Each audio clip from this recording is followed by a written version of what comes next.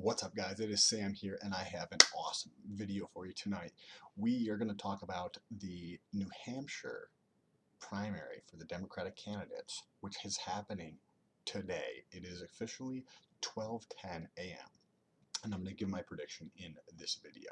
We're going to back it all up by a bunch of data, and then we're going to walk through that analysis to see what I saw to give me the comfort in saying that this is who I would predict based upon what I'm seeing in the data, right? So, if this is your first time here, what's good? My name is Sam, and for those of you who are returning, you recognize the background. I am actually in New York, and I will be heading to Akron. So, if anybody's going to be in the Akron area around the 17th through maybe the 20th, hit me up over on Instagram or on Twitter. We can get a workout in or something. All right, let's get into this. So, I've pulled up the Wikipedia page for New Hampshire Democratic Party, and I apologize, it is 12:10 at night and people are sleeping, so I'm trying not to be as loud as I might otherwise be. And if we come over here, this is kind of deceiving because the state of New Hampshire has 33 delegates for that state. And when you look into the details, it says there's 24 pledged delegates, and what they are saying that means that it is pledged based upon the dispersion of how they laid those out within the state, and then the voting within each of those sections, and they're not equally dispersed in the state either, but they call that pledged delegates, right? Pledged based upon those votes in those areas that are not equally spread out in terms of the delegates. But then they have another category called unpledged, and there's 9 delegates there, and that's just in the state of New Hampshire. But when you look at the unpledged votes for the Democratic Party on a national basis, it actually represents about 15% of the total delegate count. So what does that mean? Well, that essentially gives the Democratic candidates, the few who hold all that voting power, the ability to pick whoever the Democratic candidate actually is. So it's not yours voting or my voting, and there is probably some other semantic details that would have to be taken care of just to make sure that you were following the law, if you know what I mean. But anyways, what's the other piece of data that kind of gives me confidence in looking at this? Well, I did the back research on the 2016 election and Donald Trump and Hillary Clinton. So when I looked at this data on YouTube search volume and on Google search volume, so what this is Google Trends. We put in Donald Trump as a search term and Hillary Clinton, and this is anytime somebody searches for Donald Trump or anytime anybody searches for Hillary Clinton on Google and on YouTube. And we looked at that data and we saw that actually Donald Trump was predicted to be winning, not Hillary Clinton, when you looked at the fucking data. So that was the first stepping stone to trying to actually understand what the collective of America is thinking. And then what I did is did this for all the candidates, but I looked at a bunch of different time periods to really understand what's happening over the past year.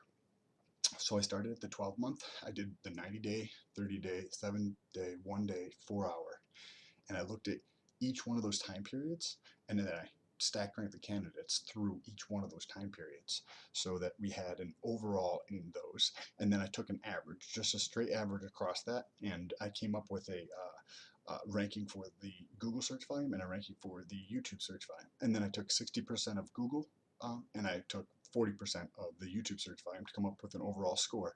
And the number one candidate, based on that data, is Bernie Sanders. And so when I did this, I saw Bernie Sanders as the candidate, but I went a step further because I wanted to be like, okay, this model is predicting this. Does this make sense, right? Because my truth is accuracy, unlike the mainstream media where their beacon, like their North Star, is not the truth, right? We definitely know that the mainstream media doesn't give you an objective side of some, like two different sides of something objectively. There's a giant incentive to do other things, right? So I'm actually just trying to understand the truth because I think that's what's actually more valuable. So what I did is I took the top 2 people. So the next closest person was Pete Buttigieg. and I wanted to look at the data. So I pulled up just those two names on Google Trends, and I looked at those over the 12-month period.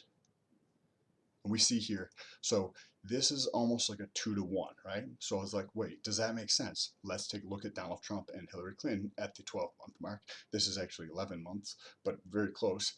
And we see that it's actually 2.5 to 1 year life. So I was like, does that give me enough confidence? But as you walk in during this time period, it continues to be about 2-to-1 in most of them, or some of them they're actually substantially greater than 2-to-1.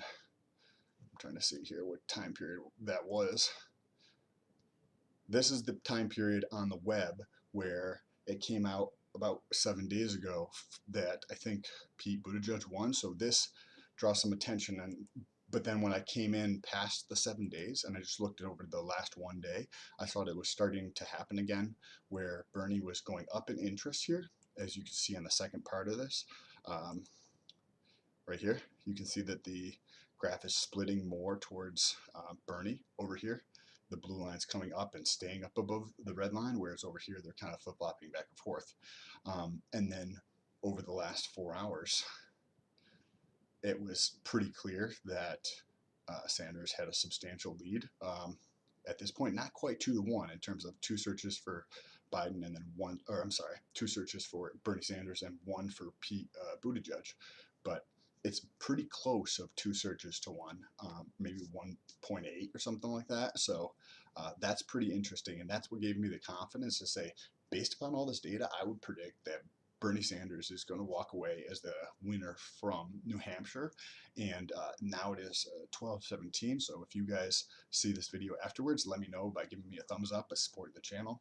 I'm just trying to get the accurate, like the most representative of what the American public is actually interested in to the world, because I don't think that what we see coming out of polling data, whether it's a poll of 500 people, and the mainstream media will take this poll of 500 people and say that it's representative of the collective fucking America. You have all these other issues in terms of the biases associated with polling. That's just and then the polling methodology and the sampling and all these other things, they add all these biases. And so, like, theoretically, you could probably have a sample size of 500, but you add in all these other biases, which just makes it not accurate. And I studied statistics for a long time. So anyways, if you support getting this message out, subscribe, or if you want to support the journey, I quit my job, and this is what I'm doing full time. So I'm trying to figure out how to make a living. But Patreon down below, and I appreciate you guys. Don't forget to subscribe. Peace.